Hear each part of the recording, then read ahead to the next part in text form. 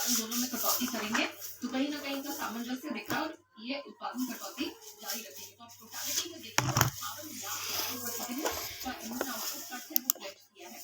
वो उसे कवर नहीं कर पा रहे, उस टारगेट को मीट नहीं कर पा रहे, वो अलग बात है, लेकिन ये अनाउंसमेंट इनकी तरफ से आ गया जो क्लियरली दिखा रहा है कि कंसर्न अभी भी है डिमांड को लेकर। अब इससे पहले कच्चे तेल की तेजी पर अगर फोकस करें, $84 को पार नहीं कर पा रहा है ब्रेंट, आज वहां अटकता हुआ दिखाई दिया है। यूएस क्रूड की अगर बात करें तो ये बेशक 4 महीने के हाइस के पास है, 4 महीने बाद हमने $80 की पार जाते हुए देखा, लेकिन वहां पे भी टिकी नहीं, वहां पे भी हमने रेजिस्टेंस देखा, वापस से अगर तेजी पर ब्रेक लगता हुआ दिखा है। जून तक 10 लाख बैरल की सुरक्षित कटौती जारी रखेगा। इराक की तरफ से 2.25 लाख, यूएई की तरफ से 1,63,000 और कुवैत की तरफ से 1,35,000 बैरल प्रति दिन की जो उत्पादन कटौती है वो जून तक यहाँ जारी रहने वाली है। और जून तिमाही में रूस का जो अतिरिक्त कटौती है वो 4.5 लाख बैरल प्रति दिन के आसपास की रहेगी। इन्होंने अप्रैल से 5 लाख की शुरू की थी और उसी में ये एक एड ऑन 4.7 का होता हुआ दिख रहा है। लेकिन अब समझने वाली बात यह है कि क्या ये तेजी जारी रहेगी। थोड़े बहुत यहाँ पर हमने टारगेट जरूर हाल फिलहाल में बढ़ते हुए देखे हैं, लेकिन इजराइल हमास के बीच में सीज फायर पर बातचीत हो रही है। यूएस चाहता है,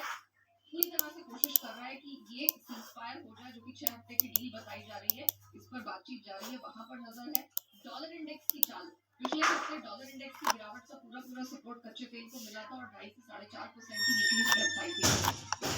डॉलर इंडेक्स रिकवर करता है तो एक बार फिर से प्रेशर होगा। चीन के आर्थिक आंकड़े डिमांड को सपोर्ट नहीं कर रहे हैं। 5 मार्च यानी कि कल उनकी सालाना पार्लियामेंट्री मीटिंग है, उस पर भी नजर रहने वाली है। तो ये सारे फैक्टर्स हैं जिस पर कच्चा तेल नजर गड़ाए हुए, अगर डिमांड नहीं आती है तो ये उत्पादन कटौती बहुत ज्यादा देरी तक तेल की कीमतों को ऊपर सस्टेन नहीं कर पाएगी। तो ये है आपने पूरा तेल का एक्शन।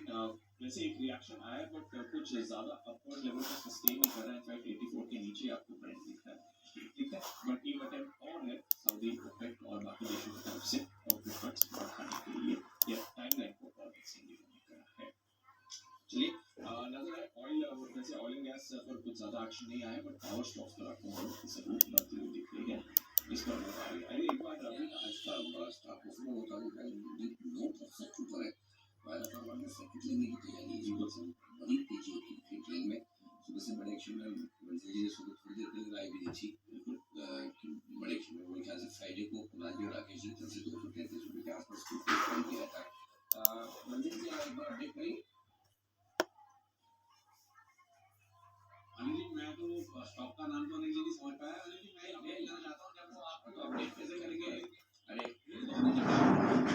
अनिल जी ये जब आप कुमार जी रेगुलरली डिक्रीमेंट कर रहे हैं, इनफैक्ट कुमार जी ने जब दबाव भी बनाया हुआ था और दीपांशु ने जैसे एक बार को स्टॉक पूछा था अनिल जी तो भेड़ को भी कन्वर्ट कर दिया था। एक्चुअली क्या अनिल जी आधे स्टॉक को दीपांशु ले जाता है, तो अब हमने यही मैंने कुमार जी ने ये किया कि जब दीपांशु स्टॉक ले रहा है और सवाल आ रहा है तो अनिल जी बाय डिफॉल्ट ले लो, मतलब कि अगर हमारा स्टॉक दीपांशु ले रहा है तो उसको यू को कन्वर्ट कर दो। अनिल जी कई स्टॉक ये ले जाता है, कई स्टॉक दूसरे ले जाते हैं, तो बीएचईएल की तो एक ओवरवेट खरीदारी की राय थी। और अनिल जी वो जो आपकी थी ना ऑफिस वाली मीटिंग,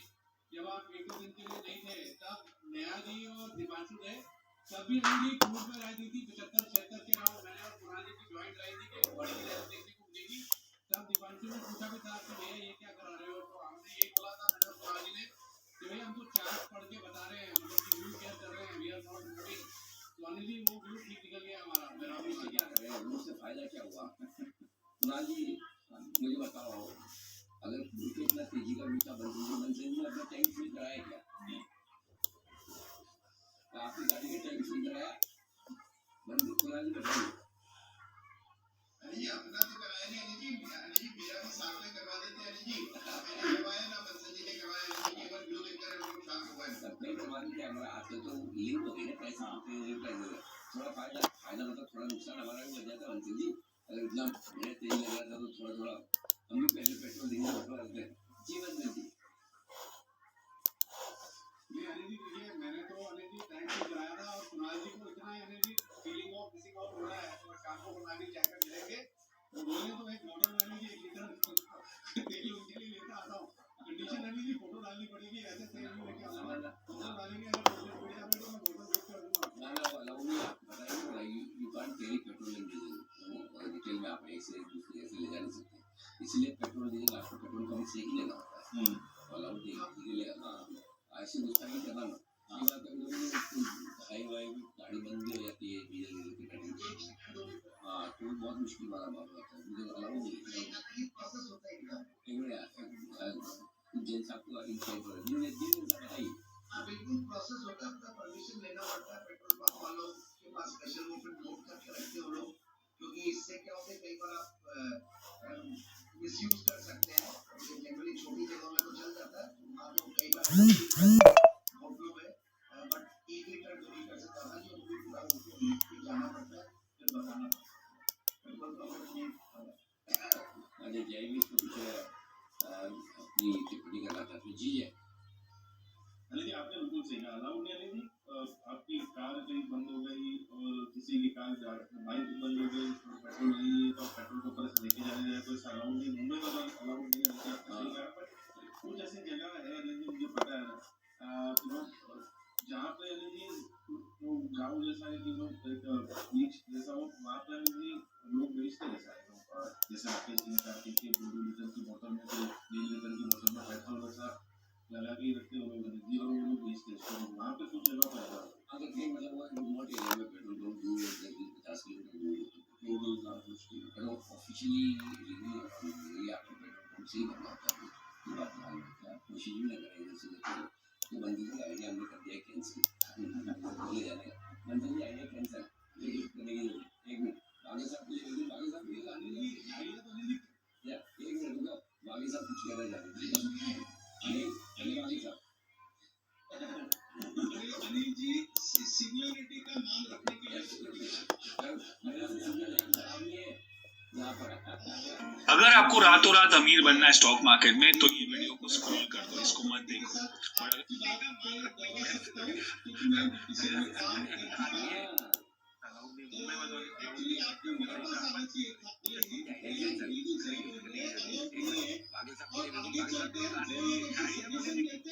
एक मिनट रुको बागी साहब कुछ कहना चाह रहे थे बागी साहब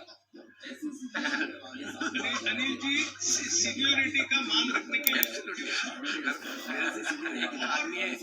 यहाँ पर अनिल जी ये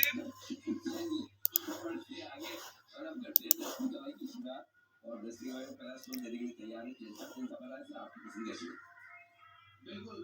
मैं आज फार्मा सेक्टर में फ्लेवर में है और उनमें से एक स्टॉक है मेरा वन ऑफ माय फेवरेट्स है मैंने भी जेम्स में कवर किया सेगमेंट भी किया और अलग-अलग सेगमेंट्स में एनिस life sciences again fantastic company थोड़ा सुस्त जरूर है ऊपर के लेवल से थोड़ा करेक्टेड है so that is the reason जब ऊपर के लेवल से स्टॉक करेक्टेड भी हो हमेशा भी कम हो तो बढ़िया लगता है एक तो सेक्टर ऑफ कंपनी बहुत बढ़िया लगती है इनफैक्ट बहुत बड़ा पोर्टफोलियो कंपनी का और 350 से ज्यादा ये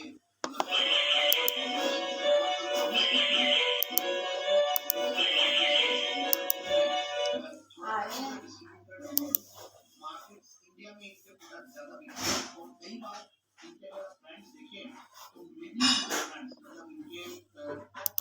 रेस्पेक्टिव सेगमेंट्स में कंपनी ने ऑर्गेनिक एक्विजिशन भी किए हुए हैं ग्रोथ के लिए और उसमें फार्मा सेगमेंट स्किन सेगमेंट में काफी सारी एक्विजिशन और रेपुटेड कंपनीज हैं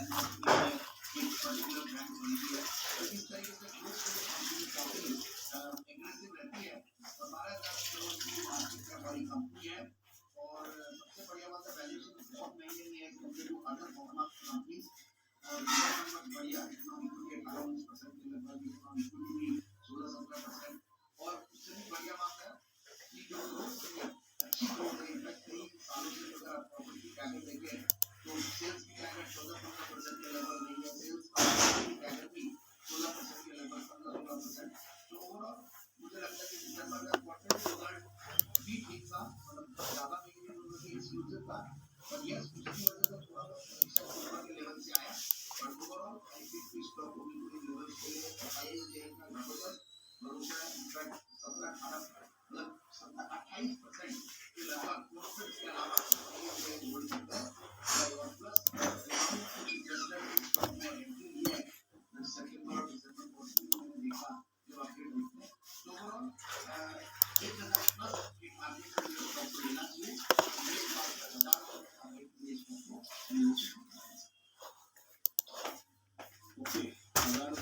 की खरीदारी करें। एलिस लाइफ साइंसेज ये है जेंट्स आपकी पसंद स्टॉक है और स्टॉक में मौसम दिखा है जैसे पूरा फार्मा की आपका कलेक्शन देखिए और 3% ऊपर आया है। हमारी बात चल रही थी ऑयल इन्वेस्टिंग एक्शन भी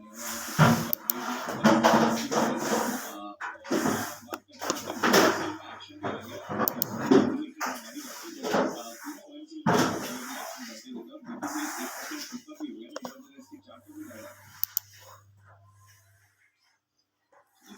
अच्छा ट्रेड सेटअप बनने की तैयारी में है। 631 के करंट भाव से मुझे लगता है 633 634 के पार निकलने के बाद लेना चाहिए। आज और कल में ये 650 के तक की अपसाइड में देख रहा हूँ इसमें और 633 के बाद लेते हो 627 का आपका स्टॉप लॉस होना चाहिए। ये आगे आपकी डीपी सेफ है। आइए बढ़ते आगे और अपने टेक टेस्ट में के स्टॉक्स की शुरुआत खास मेहमान हमारे साथ तैयार खास से राजेश कुमार साहब।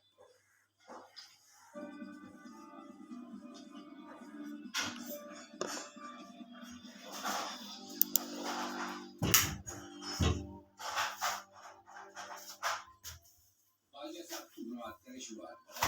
आज की आपके लॉन्ग टर्म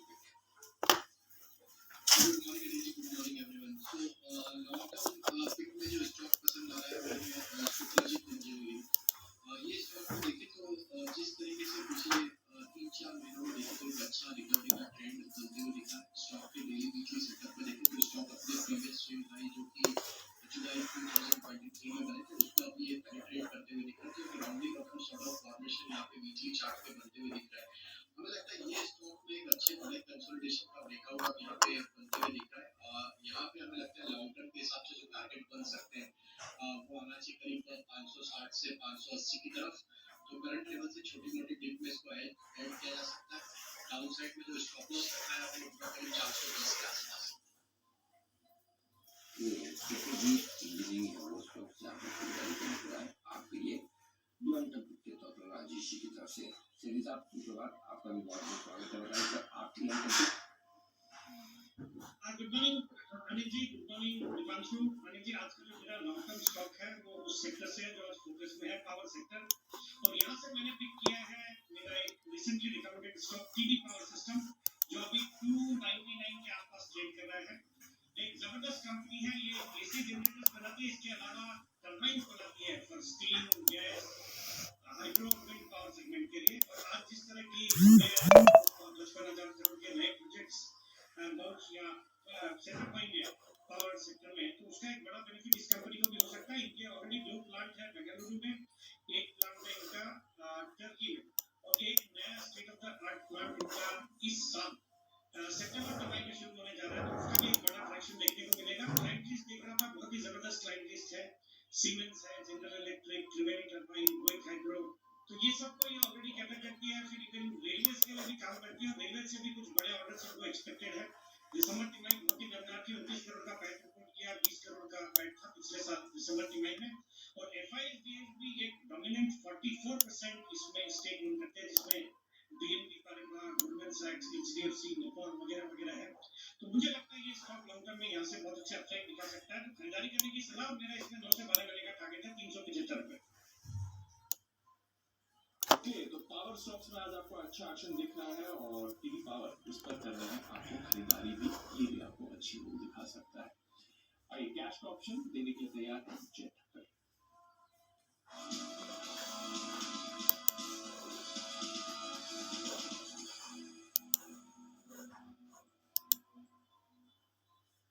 जय बताएं कौन सा कैश का ऑप्शन लेकर आए? बिल्कुल दीप, मेरे हिसाब से निफ्टी 22,300-350 की रेंज होल्ड आउट करना चाहिए क्वार्टर इस शॉर्ट टर्म में बहुत इंपॉर्टेंट लेवल्स हो जाते हैं बिकॉज इसके ऊपर टिकना यानी कि और आपको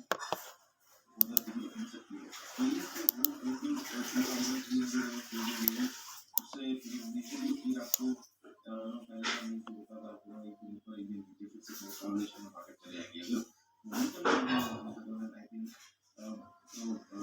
देखिएगा 22,300 का इंटरनल अप्रोच मैं सजेस्ट करूंगा दोस्तों। एक रुपये पर भी मिलेगा 201 पर आप खरीदे 22,300 स्ट्राइक का इंटरनल अप्रोच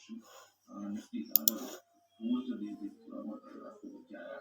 180 के आसपास तो आया, कहीं देर आप पहले 190 का हो जाएगा but very clear 20,000 after going forward और लेवल रहने वाला है अगर मार्केट में 220 में ऊपर की तरफ से इसलिए आपको लगभग 550 600 अच्छे लेवल्स भी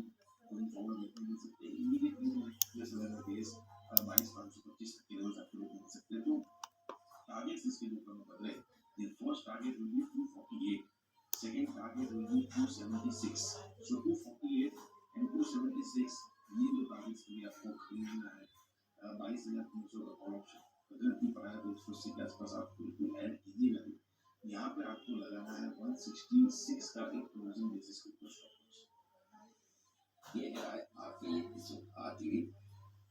खरीदारी करेंगे का कॉल ऑप्शन 22,300 पर 22,300 की स्ट्राइक प्राइस का 201 में लीजिए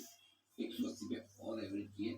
और जेका करना है उसमें आएगी आपकी एवरेज 190 की होगी 190 50 की होगी 50 की तो बताया मैंने 190 50 की देखने को मिलेगी टारगेट 247 और 276 के जे एवरेज करेक्टेड 190 चलेगा सपोज का बड़े कैमरे स्टार्ट है इस नंबर के हिसाब से लगेंगे मेरे कहने से मुझे ऐसा लग रहा है कि आपकी एवरेज 190 के आसपास आता है तो 166 यानी कि 24 रुपए के आसपास से 24 पॉइंट्स के आसपास का मुझे आपका डाउनसाइड रिस्क हुआ 248 276 फर्स्ट टारगेट ही अपने लगभग 7 पॉइंट्स का हो जाएगा कनिका चीज मोर देन गीजर बंद कर रखा है शॉर्ट टर्म में सही वहां पर कोई पॉइंट्स में मैं रिकमेंड नहीं करूंगा तो राउंड के लिए सही है ओके परफेक्ट ये है आपकी राय खरीदारी करने की निफ्टी का कॉल ऑप्शन 22,300 की स्ट्राइक प्राइस का अब एक इंटरेस्टिंग रिपोर्ट आई है ये रिपोर्ट आप सब एक्सक्लूसिव ध्यान से सुनिएगा क्योंकि इस पर मैं आपसे चर्चा भी करूंगा विशेषकर जो प्रीमियम प्रोडक्ट्स का इस्तेमाल करते हैं उन लोगों की ये बहुत इंटरेस्टिंग रिपोर्ट है और निवेश के लिहाज से भी लाइफस्टाइल के लिहाज से सीरियस ने एक रिपोर्ट निकाली है और उसमें सीरियस ने कहा है कि प्रीमियम प्रोडक्ट की बिक्री में बढ़ोतरी जबरदस्त होती हुई दिख रही है बढ़ोतरी क्यों हो रही है और इससे किन शेयरों को फायदा मिलेगा और किस तरह का ट्रेंड है ये सारी डिटेल्स आपके सामने आ रही तो एक बार जरा सारे एक्सपर्ट्स को पहले अलर्ट करूँगा इधर उधर पीने चला चलो चलिए तैयार है ना क्या किचन के बाहर में बहुत सारे प्रीमियम प्रोडक्ट हैं ध्यान में रखिएगा जरा ध्यान से सुनिएगा बताइए है या हमारे साथ ये सब बताएंगे बताइए गूगल सर प्रीमियमाइजेशन का रिपोर्ट है सीएससी की तरफ से और 3 सेक्टर पर फोकस किया है कंज्यूमर ऑटोज और जिसके अंदर उन्होंने बेस्ट 10 स्टॉक भी पुल आउट किए हम सबके लिए जहाँ पर उनका कहना है कि प्रीमियम स्टोरी जो है इंडिया की वो काफ़ी स्ट्रॉन्ग है पिछले 10 साल का जो डेटा उन्होंने बनाया जहाँ पर उन्होंने कहा कि मास और ऑल्टरनेटिव की बजाय अब प्रीमियम प्रोडक्ट